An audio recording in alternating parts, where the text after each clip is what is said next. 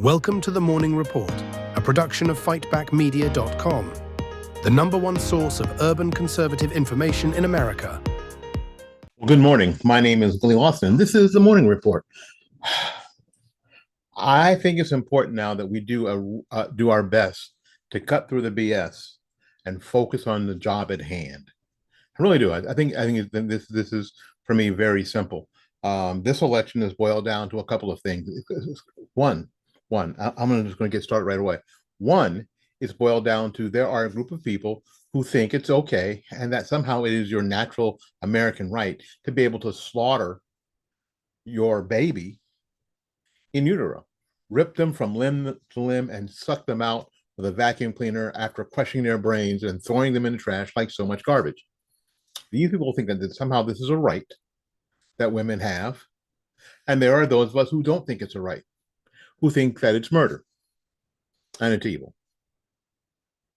It's okay this time around to be a one-issue voter, because that's a pretty important issue: life or death, life or horrendous murder.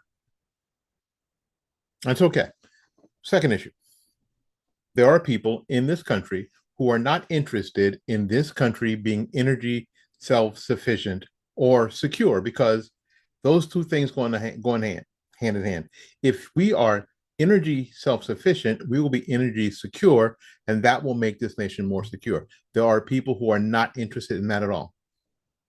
And then there are those of us who are, who understand that if we can produce our own energy, we can control our own economy, and that way we can make decisions on whether to participate or not participate in some of the falderall that's going on in the world. So we don't have to involve ourselves in endless wars for oil. Remember how they complained about we're in this war for oil? We have our own oil. So if we could just drill our own oil, drill our own gas, and be sufficient or self-sufficient in those two areas and be able to control our own economy, really giving our own economy a boost, there are those of us who believe that that's a better plan than some Green New Deal on some experimental crap that we know that half of it right now is not scalable and doesn't work. Wave power is not scalable. Wind power is not scalable. Solar power is not scalable. We need scalable. We need something that'll work right now. And fortunately, we do have something that'll work right now. There are those people there, and this is really easy. There are people who believe that we should be energy self-sufficient and secure, and there are people who believe that we shouldn't be. Which side do you line up on? And it's okay to be a one-issue voter. It really is. It most certainly is. Third, there are people who believe that we should let everybody who wants to come to the United States, legal or not, into the country. They just don't care. They just don't care. They believe that everybody has a right to be in America. Now, which is really amazing, because that isn't true anywhere in the world. You can't go to Australia and just decide, well, I'm just going to live here in Australia. It's nice. Just look at the outback. Maybe have a roux chop. Or we'll just go to France and just live in France. This is lovely here. We'll go around the Arc de, we'll see the Arc de Triomphe. We go down the Champs-Elysees every day. No, you can't do that. Hell, you can't even go to Canada and decide you're just going to shack up in Canada or Mexico. There are people here who believe that people should be able to just walk across the border, the southwestern border, unimpeded, unvetted, and none of us should have a right to say anything. There are those of us who believe that these people are awful and terrible, crazy and evil. What side do you line up on? This is easy. All the other stuff you're seeing, the Kamala Harris cackling and smirking and all this stuff, who gives a rat? Cares? Those are three really important issues. Just pick one. Just pick one. You don't believe me about the third one? Immigration authorities are approving citizenship applications at a faster pace, at the fastest pace in a decade. The Biden administration claims the wave of new citizens is a result of efforts to tackle the backlog that piled up during the previous administration, which then ballooned amid the pandemic. The average processing time for citizenship applications was cut in half from a record 11 and a half months in 2021 to 4.9 months this fiscal year, according to the U.S. Citizenship Immigration Services data through July 31st. A decade ago, in 2014, it took almost 4.9 months on average to process a citizenship application.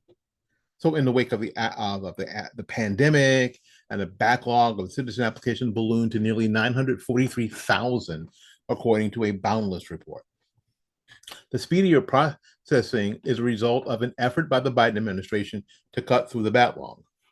The U.S. Citizenship and Immigration Services began prioritizing naturalization applications, accepting online applications.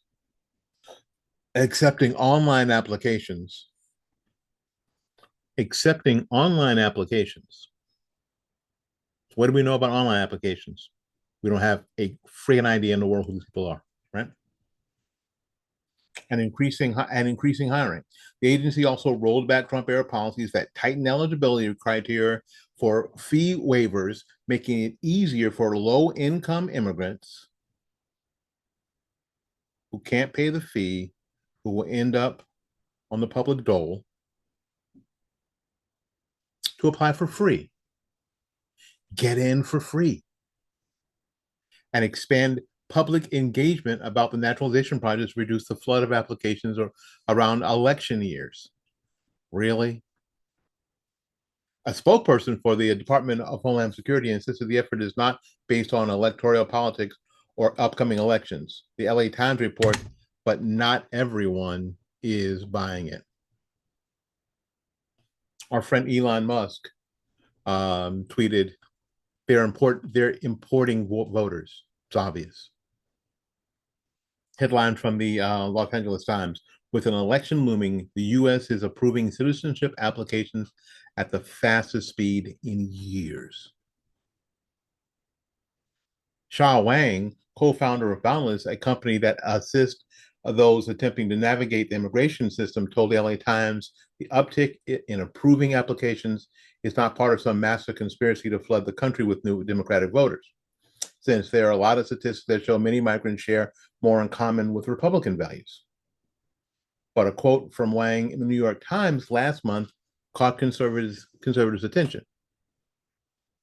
The surge in naturalization efficiency isn't about clearing backlogs, it's about potentially reshaping the electorate.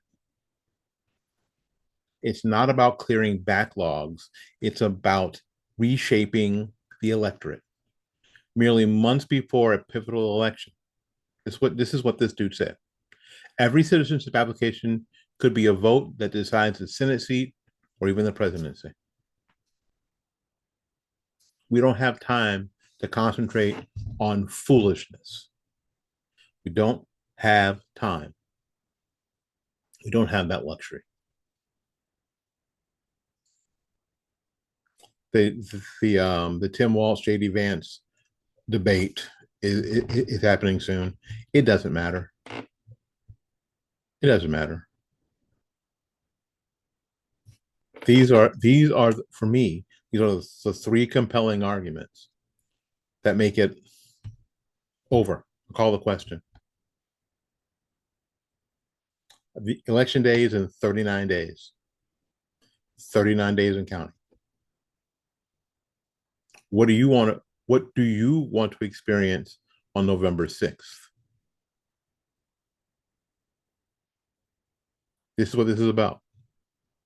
What kind of country do you want to live in on November 6th? This is what we're talking about.